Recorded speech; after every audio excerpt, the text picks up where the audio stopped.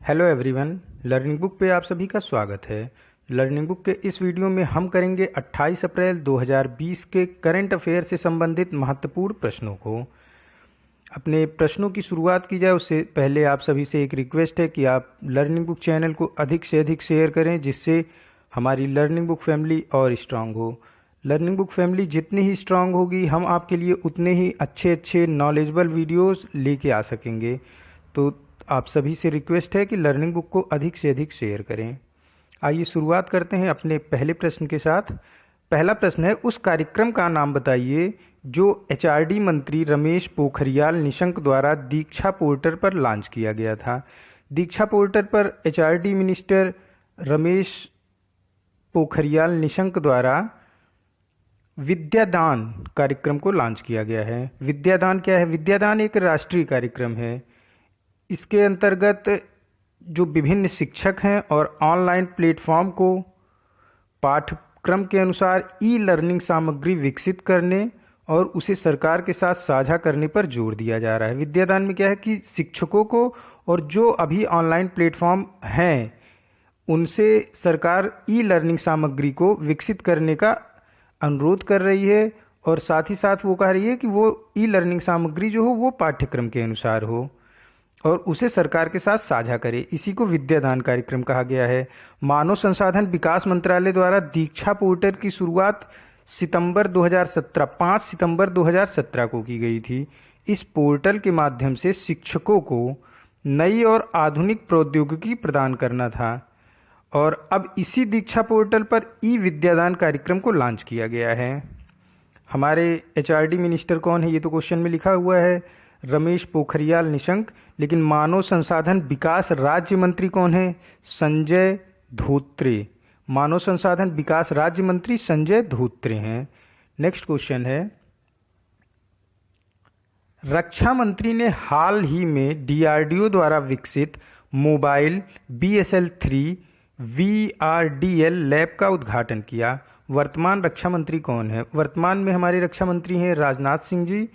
रक्षा मंत्री राजनाथ सिंह ने नई दिल्ली में एक वीडियो कॉन्फ्रेंसिंग के माध्यम से देश के पहले कोविड-19 सैंपल के लिए मोबाइल लैब का उद्घाटन किया। इस मोबाइल लैब यानी ये चलती फिरती लैब का नाम क्या है?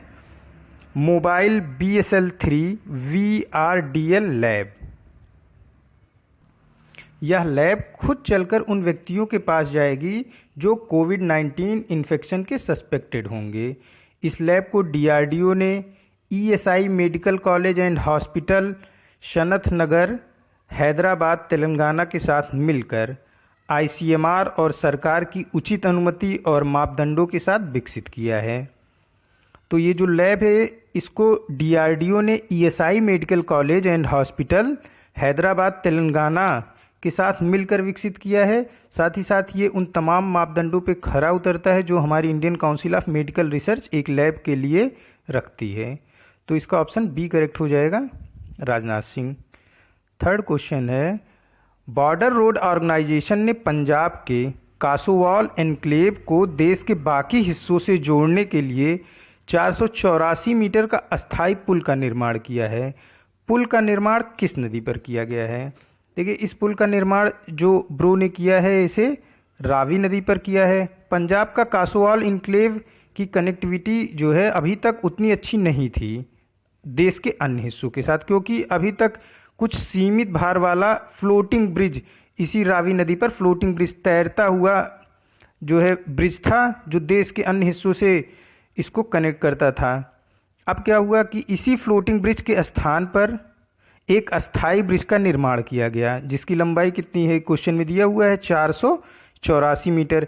इस ब्रिज को बनाने के बाद आम लोगों के साथ ही साथ भारतीय सेना की कनेक्टिविटी भी आसान हो जाएगी कासोवाल एनक्लेव के साथ, जो पंजाब का एक क्षेत्र है। ब्रो यानी कि बॉर्डर रोड ऑर्गेनाइजेशन पूरे देश में उन क्षेत्रों में रोड बनाने का कार्य करता है जिनकी सीमा किसी अन्य देश के साथ साझा होती है। तो ये पंजाब का क्षेत्र है, तो इसकी सीमा पाकिस्तान के साथ साझा होती है, तो इसीलिए यहाँ पे ब्रो ने अपना ब्रिज बनाया है। तो इसका कौन सा ऑप्शन करेक्ट हो जाएगा? जो अभी ब्रो ने ब्रिज बनाया है ये रावी नदी पर बनाया है। नेक्स्ट क्वेश्चन है, केंद्रीय मंत्रिमंडल ने महामारी के दौरान हिंसा के खिलाफ स्वास्थ्य सेवा कर्मियों की सुरक्षा के लिए महामारी रोग संशोधन अध्यादेश 2020 को मंजूरी दी है। चोटों के मामले में कितने वर्ष तक की सजा है? देखिए यहाँ पे थी हो गया है, इसको आप है कर लेंगे क्योंकि थी वो मिसप्रिंट हो गया है, गलती से प्रिंट हो गया है। तो कितने वर्षों तक की सजा है? देखिए चोटों के मामले में अधिकतम सजा 7 वर्षों की है। नए प्रावधान में अपराध के लिए 3 महीने से 5 साल तक की सजा तथा 50,000 से 2 लाख तक की पेनाल्टी है। गंभीर चोटों के मामले में ये सजा बढ़ के 6 महीने से 7 साल तक की है और पेनाल्टी 1 लाख रुपए से 5 लाख रुपए तक का है। तो चोटों के मामले में जो सजा है वो कितनी है? मैक्सिमम 7 साल की है। नेक्स्ट क्वेश्चन है, भारत सरकार ने परियोजना परिव्यय के रूप में एंटीगुआ द्वीपों को $1 मिलियन अमेरिकी प्रदान करने की मंजूरी दी है। एंटीगुआ और बारबुडा की राजधानी क्या है? देखिए एंटीगुआ और बारबुडा दोनों ही उत्तरी अमेरिका के कैरेबियाई सागर में स्थित लीवार्ड द्वीपों पर स्थित हैं। ये एंटीगुआ और बारबुडा दोनों ही उत्तरी अमेरिका के कैरेबियाई सागर में जो लीवार्ड द्वीप है वहाँ पर स्थित हैं। दोनों की राजधानी सेंट जॉन्स है। भारत ने $1 मिलियन अमेरिकी कोविड-19 से लड़ाई को मजबूती प्रदान करने के लिए एंटीगुआ को दिया है। बरमूडा को, और देखिए एक है बारबुडा और एक है बरमूडा, दोनों को एक दूसरे से कंफ्यूज नहीं करना है। बरमूडा उत्तरी अटलांटिक महासागर में स्थित ब्रिटेन का प्रवासी क्षेत्र है। इसकी राजधानी हैमिल्टन है। जबकि आपका जो बारबुडा है वो उत्तरी अमेरिका महाद्वीप के कैरेबियाई क्षेत्र में स्थित है और इसकी राजधानी क्या है? सेंट जॉन्स है।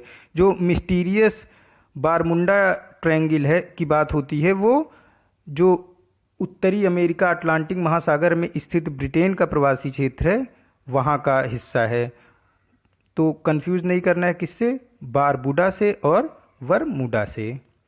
तो बरमूडा और एंटीगुआ दोनों की राजधानी क्या है? Saint Johns. नेक्स्ट क्वेश्चन है, सरकारी आंकड़ों के अनुसार भारत में साल दर साल आधार पर गर्मियों की फसलों के बोए गए क्षेत्र में वृद्धि क्या है?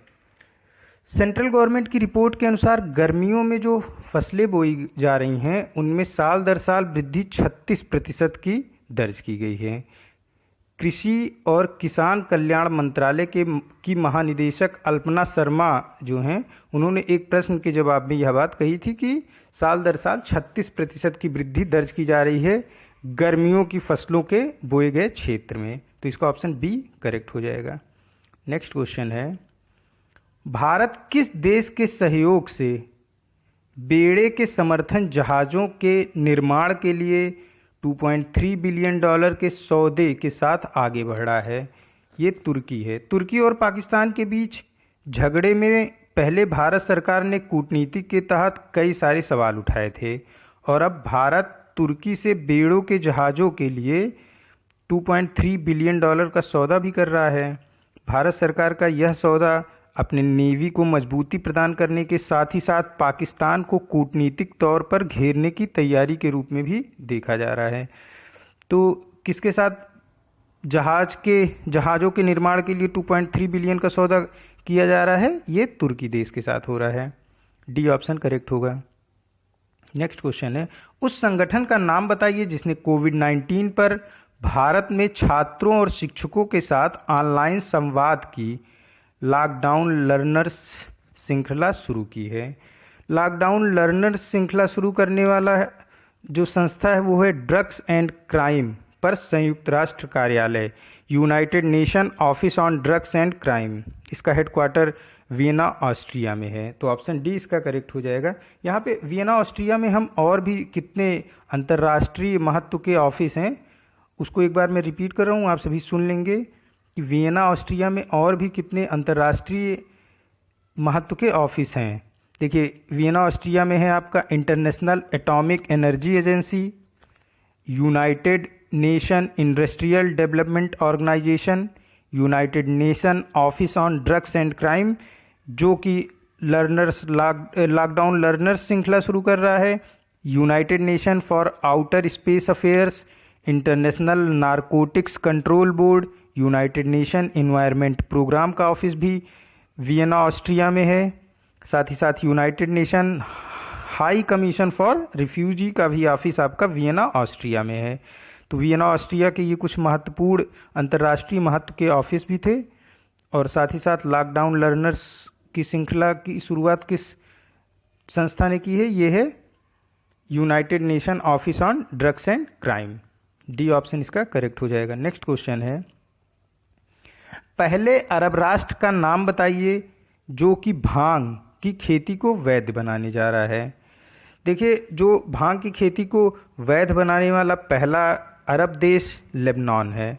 कोविड-19 महामारी के दौरान उत्पन्न आर्थिक संकट को हराने के उद्देश्य से औषधि और औद्योगिक उपयोग के लिए लेबनान भांग की खेती को अपने वहाँ पे वैध बनाने जा रहा है। इसको वैध कर देगा तो सारे लोग इसकी खेती कर सकते हैं। अभी तक अरब देश में जितनी भी अरब कंट्रियाँ हैं वहाँ पे कहीं पे भी इसकी खेती नहीं होती है। भांग को इंग्लिश में कैनाबिस कहते हैं और इसका वैज्ञानिक नाम मारिजुआना है। भांग का वैज्ञानिक नाम मारिजुआना है और भांग को इंग्लिश में कैनाबिस कहते हैं। तो पहला अरब राष्ट्र कौन है जो भांग, मारिजुआना या कैनाबिस की खेती को वैध करने जा रहा है? वो है लेबनान। लेबनान के साथ क्या है कि लेबनान शुरू में तो लगभग 15 से 20 साल तक अपने गृह युद्ध में था। 1975 से 1990 तक लेबनान में लगातार गृह युद्ध होते रहे और फिर लॉकडाउन, इन सारे वजहों से लॉकडाउन अरब देशों में जो लेबनान है उसकी आर्थिक स्थिति बहुत ख़राब हो गई है। इसी सब को देखते हुए उसने ये निर्णय लिया है कि भांग की खेती को वो वैध बनाएगा। भांग हमेशा नशा करने के ही काम नहीं आता, ये क्या है, इसका कुछ मेडिकल सिग्निफिकेंस भी है। इसको यूज़ करते हैं जो एनेस्थीसिया यानी कि ऑपरेशन से पहले जो लोगों को बेहोश किया जाता है उसमें भांग का इस्तेमाल किया जाता है, लिमिटेड क्वांटिटी में और एक्सपर्ट की देखरेख में। नेक्स्ट क्वेश्चन है, किस भारतीय सार्वजनिक क्षेत्र के बैंक ने कृषि क्षेत्र के लिए कार्यशील पूंजी मांग ऋण लॉन्च किया है? इंडियन ओवरसीज बैंक ने कृषि क्षेत्र के लिए कार्यशील पूंजी मांग ऋण को लॉन्च किया है। यह किसानों को कोविड-19 से लड़ने के दौरान एक राहत के उपाय के तौर पर देखा जा रहा है। तो इंडियन ओवरसीज यानी कि इसका बी ऑप्शन करेक्ट हो जाएगा। नेक्स्ट क्वेश्चन है, फिच रेटिंग्स के ग्लोबल इकोनॉमिक आउटलुक के अनुसार फाइनेंशियल ईयर 21 के लिए भारत की जीडीपी विकास दर क्या है? देखिए, फिच जो है ये अमेरिकन क्रेडिट एजेंसी है। अभी मार्च लास्ट में इसने भारत की जीडीपी की वृद्धि का अनुमान जो लगाया था वो 2% का लगाया था और अब इसने इसे घटाकर 0.8% कर दिया है, क्योंकि ये जितने भी जीडीपी के में ट्रिम किए जा रहे हैं, जितनी भी एजेंसियों द्वारा जीडीपी को कम किया जा रहा है किसी भी देश की जीडीपी को, उन सबका सिर्फ एक ही कारण है इस समय, कोविड-19 महामारी। और अभी क्या है कि मैं जितने भी महत्वपूर्ण एजेंसियां हैं जो जीडीपी का अनुमान लगा रही हैं उनका एक चार्ट भी बना के आपको दे दूंगा। वो इंडियन एजेंसी भी हो सकती है या फिर कोई फॉरेन एजेंसी भी हो सकती है। तो सारी एजेंसियों का देख लेंगे तो सब कंपेयर करने में थोड़ी आसानी होती है। 1-2 लेक्चर के अंदर ये चार्ट आपको इसी वीडियो के दौरान प्रोवाइड करा दिया जाएगा। नेक्स्ट क्वेश्चन है, तो मार्च में क्या था, 2% था, अभी उसको घटाकर 0.8% किसने कर दिया है? फिच रेटिंग के ग्लोबल इकोनॉमिक आउटलुक के अनुसार भारत की जीडीपी विकास दर घट के 0.8% हो गई है, जो इनका अनुमान है फाइनेंशियल ईयर 2021। ये फाइनेंशियल ईयर 21 क्या है, मतलब कि 1 अप्रैल 2020 से लेके 31 मार्च 2021 तक के साल को फाइनेंशियल ईयर 21 बोलेंगे। नेक्स्ट क्वेश्चन है, भारतीय उद्योग परिसंघ CII के अनुसार फाइनेंशियल वित्तीय वर्ष में भारत की जीडीपी वृद्धि क्या होगी? देखिए, जो कन्फेडरेशन ऑफ इंडियन इंडस्ट्रीज यानी CII, confederation of Indian industries या भारतीय उद्योग परिसंघ के अनुसार भारत की जीडीपी वृद्धि इस वर्ष 1.5 होगी, 1.5% होगी। भारत की जीडीपी की वृद्धि CII के अनुसार कितनी होगी? 1.5%। ऑप्शन बी करेक्ट है। और आपके CII के अध्यक्ष कौन है? विक्रम एस किर्लोस्कर। CII को कंफ्यूज नहीं करना है किससे? Competition commission of India CCI से, जिसके अध्यक्ष हैं अशोक कुमार गुप्ता। नेक्स्ट क्वेश्चन है, किस भारतीय IT कंपनी ने नवाचार केंद्र स्थापित करने के लिए IBM के साथ भागीदारी की है? देखिए, IBM के साथ जो भागीदारी की है वो टेक महिंद्रा ने की है। महिंद्रा ग्रुप की multinational company Tech Mahindra limited ने डिजिटल परिवर्तन को बढ़ावा देने और अपने वैश्विक ग्राहकों के बीच क्लाउड आधारित टेक्निक को प्रोत्साहित करने के उद्देश्य से नवाचार केंद्र स्थापित करने के लिए जो IBM है, यानी कि इंटरनेशनल बिजनेस मशीन, ये अमेरिका की कंपनी है, इसके साथ साझेदारी की है। तो ऑप्शन इसका C करेक्ट हो जाएगा कि IBM के साथ international business machine American company के साथ जो भारतीय IT कंपनी है टेक महिंद्रा ने साझेदारी किया है नवाचार केंद्र स्थापित करने के लिए। नेक्स्ट क्वेश्चन है, NIIT national institute of information technology limited की US इकाई NIIT INC US ने शिक्षा प्रदाताओं को आभासी सेवाएं प्रदान करने के लिए अमेरिका स्थित EDTech कंपनी के साथ सेवा समझौते पर हस्ताक्षर किया है। NIIT लिमिटेड का मुख्यालय कहाँ पर स्थित है? देखिए, NIIT national institute of information technology का मुख्यालय स्थित है गुरुग्राम, हरियाणा में। अब देख लेते हैं कि क्या है इस क्वेश्चन में। NIIT यानी कि national institute of information technology की एक डिवीजन है, इसकी एक इकाई है। NIIT की एक इकाई है जो कि अमेरिका में है, उसे NIIT INC US कहते हैं। इसने शिक्षा प्रदाताओं को आभासी सेवा प्रदान करने के लिए, जो NIIT की अमेरिका की इकाई है, उसने शिक्षा प्रदाताओं को आभासी सेवाएं प्रदान करने के लिए अमेरिका की एक कंपनी है EDTech, इसके साथ समझौता किया है। और क्वेश्चन क्या था, NIIT का मुख्यालय कहाँ स्थित है? तो NIIT का मुख्यालय गुरुग्राम, हरियाणा में है। एक बार मैं फिर से रिपीट कर दे रहा हूँ कि NIIT यानी कि national institute of information technology का एक डिवीजन अमेरिका का है, मतलब इसी का एक इकाई अमेरिका में है, जिसको कहते हैं NIIT INC US। NIIT INC जो है ये NIIT का एक डिवीज़न है जो कि अमेरिका में है। इसने अमेरिकन कंपनी EDTech के साथ एक सेवा समझौता किया है जिसमें शिक्षा प्रदाताओं को आभासी सेवा प्रदान किया जाएगा। तो होप कि समझ में आ गया होगा भी ये कि NIIT का मुख्यालय कहाँ पे है, क्वेश्चन में है D ऑप्शन इसका करेक्ट है, गुड़गांव, हरियाणा में। नेक्स्ट क्वेश्चन है, IDBI federal life insurance company की इक्विटी पूंजी में फेडरल बैंक ने 4% की अतिरिक्त हिस्सेदारी हासिल की है। फेडरल बैंक का मुख्यालय कहाँ है? देखिए, फेडरल बैंक का मुख्यालय आपका आलुवा, केरला में है। आलुवा, केरला में है फेडरल बैंक का। और IDBI का मुख्यालय कहाँ है? ये मुंबई में है। हुआ क्या है कि फेडरल बैंक ने IDBI की जो लाइफ इंश्योरेंस कंपनी है उसमें 4% की अतिरिक्त साझेदारी हासिल की है। पहले फेडरल बैंक की साझेदारी IDBI बैंक में 26% थी, जो अब बढ़ के 30% हो गई है। तो टोटल हिस्सेदारी फेडरल बैंक की IDBI federal life insurance company, देखिए दोनों का जब वो है तो पहले IDBI बैंक और फेडरल लाइफ इंश्योरेंस कंपनी ने मिलकर इसका नाम क्या कर दिया, IDBI federal life insurance company. अब क्या हुआ कि दोनों मिलकर लाइफ इंश्योरेंस कंपनी चला रहे हैं। इसमें फेडरल बैंक की हिस्सेदारी कितनी, 26% थी, जो अभी बढ़कर 4% बढ़ी और ये बढ़कर 30% हो गई। और तो IDBI की हिस्सेदारी कितनी है? IDBI की हिस्सेदारी 70% होगी। तो क्वेश्चन था कि जो 4% हिस्सेदारी बढ़ी उसमें इन्होंने फेडरल बैंक का मुख्यालय पूछ लिया था। आलुवा, केरल में है फेडरल बैंक का मुख्यालय, जबकि IDBI का मुख्यालय कहाँ पे है? ये है आपका मुंबई में। नेक्स्ट क्वेश्चन है,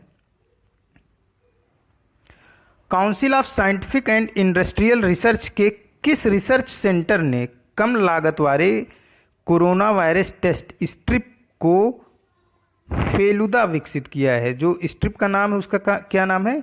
फेलुदा। जो फेलुदा नाम की स्ट्रिप को विकसित किया है वो है institute of genomics and integrative biology, IGIB। ये नई दिल्ली में है। CSIR का ही एक विंग है, तो CSIR आपका नई दिल्ली में है, तो ये भी आपका नई दिल्ली में ही होगा। इसका ऑप्शन कौन सा करेक्ट है? सी ऑप्शन करेक्ट हो जाएगा। नेक्स्ट क्वेश्चन है, south Asia economic focus the cursed blessing of public report के अनुसार भारतीय अर्थव्यवस्था फाइनेंस ईयर 2021 के लिए 1.5 से 2.8 की दर से बढ़ेगी। उस संगठन का नाम बताइए जिसने ये रिपोर्ट जारी की है। देखिए, ये संगठन है वर्ल्ड बैंक। वर्ल्ड बैंक ने अपने साउथ एशिया इकोनॉमिक फोकस की रिपोर्ट, जिसका शीर्षक है the cursed blessing of public, के अनुसार यह अनुमान लगाया है कि कोविड-19 के प्रभाव के कारण भारत में आर्थिक गतिविधि रुक गई है। तो फाइनेंस ईयर 2020 और 21 में 1991 के बाद भारत की सबसे खराब वृद्धि दर होगी। इसके अनुसार भारत की जो वृद्धि दर होगी वो 1.5 से 2.8 तक की रहेगी, जबकि इसी ने 2019 अक्टूबर में ये अनुमान लगाया था कि भारत की जीडीपी जो होगी वो 4.1 से 5.4 की होगी। 2019 अक्टूबर में साउथ एशिया इकोनॉमिक फोकस ने ही अनुमान लगाया था कि भारत की वृद्धि दर 4.1 से 5.4 की होगी, जबकि कोविड-19 महामारी के बाद उसने अपने इस अनुमान को भारत की वृद्धि दर के लिए घटा दिया है, और ये घटाकर 1.5 से 2.8 कर दिया है। तो इसमें क्वेश्चन पूछा था कि उस संगठन का नाम बताइए जिसने रिपोर्ट जारी की है। ये संगठन है वर्ल्ड बैंक। विश्व बैंक की एक अपनी विंग है, उसकी एक शाखा है साउथ एशिया इकोनॉमिक फोकस, उसी ने इसको जारी किया है। नेक्स्ट क्वेश्चन है, प्रतिवर्ष संयुक्त राष्ट्र अंग्रेजी भाषा दिवस और स्पेनिश भाषा दिवस किस दिन मनाया जाता है? ये भाषा दिवस यानी कि अंग्रेजी भाषा दिवस और स्पेनिश भाषा दिवस 23 अप्रैल को मनाया जाता है। यूनाइटेड नेशन की कुल 6 ऑफिशियल लैंग्वेज हैं। यहाँ पे ये भी जान लेते हैं। देखिए, एक है Arabic, Chinese, English, French, Russian और स्पेनिश, जिसमें से इन्होंने स्पेनिश और इंग्लिश के लिए जो है, स्पेनिश और इंग्लिश दिवस कब मनाते हैं ये लोग? 23 अप्रैल को। और विश्व हिंदी दिवस कब मनाया जाता है? विश्व हिंदी दिवस 10 जनवरी को मनाया जाता है, जबकि हिंदी दिवस भारत में कब मनाया जाता है? ये 14 सितंबर को मनाया जाता है। दोनों अलग अलग दिन है। अगर विश्व हिंदी दिवस पूछेगा तो 10 जनवरी को, और सिर्फ हिंदी दिवस पूछेगा तो 14 सितंबर को, जबकि आपका इंग्लिश और स्पेनिश दिवस कब मनाया जाता है संयुक्त राष्ट्र द्वारा? ये 23 अप्रैल को मनाया जाता है। संयुक्त राष्ट्र की कुल 6 ऑफिशियल लैंग्वेज हैं। नेक्स्ट क्वेश्चन है, भारतीय राज्य का नाम बताइए जिसने कोरोना वायरस की महामारी से लड़ने के लिए लोगों को सशक्त बनाने के लिए आप्त मित्र हेल्पलाइन, टोल फ्री नंबर और एप्लीकेशन की शुरुआत की है। देखिए, आप्त मित्र हेल्पलाइन, टोल फ्री नंबर और एप्लीकेशन की शुरुआत की है कर्नाटक सरकार ने।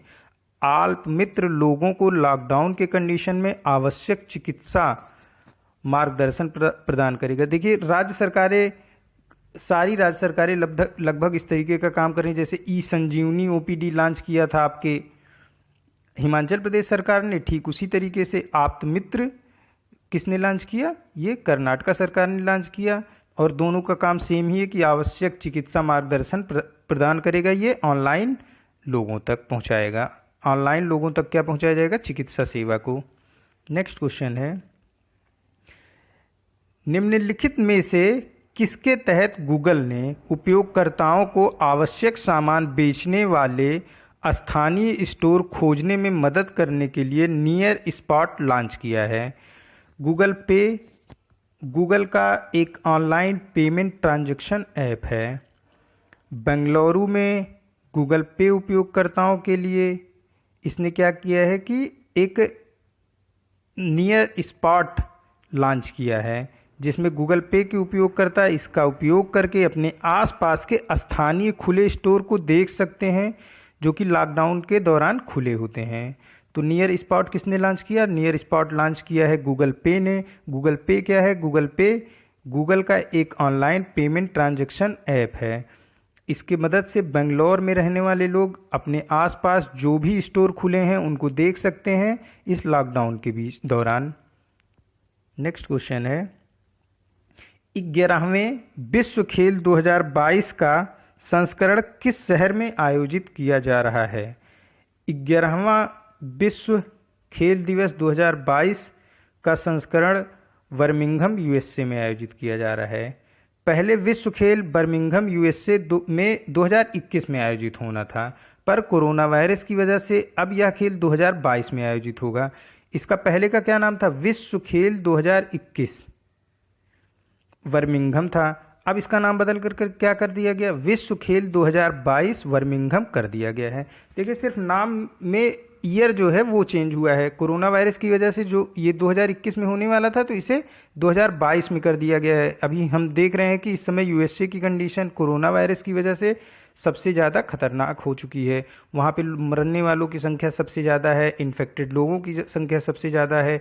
इन्हीं सब के मद्देनज़र यूएसए ने इस खेल को 2021 से आगे बढ़ा के 2022 में कर दिया है। और इस खेल का नाम अगर 2021 में होता तो विश्व खेल 2021 नाम था, अभी इसका नाम हो गया विश्व खेल 2022।